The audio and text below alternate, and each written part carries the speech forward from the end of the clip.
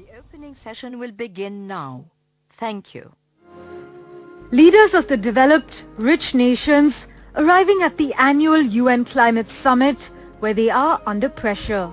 Given that historically the US, EU and other developed nations are responsible for over half of the greenhouse gas emissions which led to global warming, they face demands to pay for the loss and damage suffered by poor and developing nations. Loss and damage is on the agenda for the first time.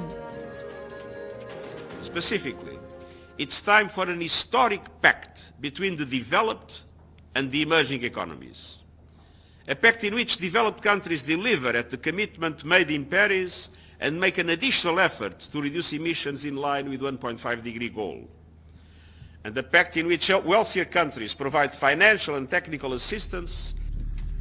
While the goal is to limit global warming to 1.5 degrees by 2030, it's already at over 1.1 degrees Celsius over pre-industrial times.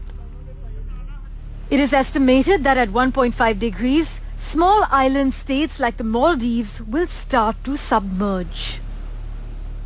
Beyond this devastation, natural calamities like heat waves, droughts, extreme rainfall are likely to be far worse than what we've seen this year.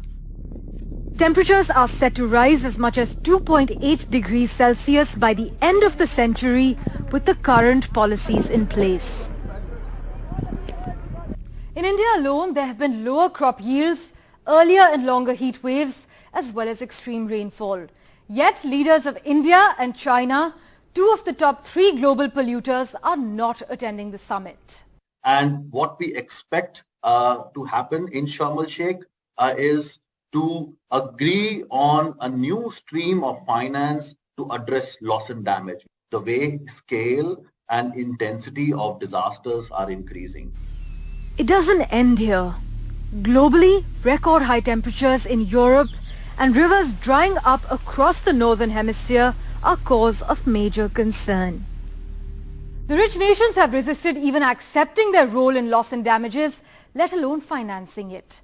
In a world roiled by economic uncertainty, the possibility of them loosening their purse strings does not appear to be bright, but climate diplomats will have much work to do in the next 2 weeks to make sure their plans and targets are accomplished.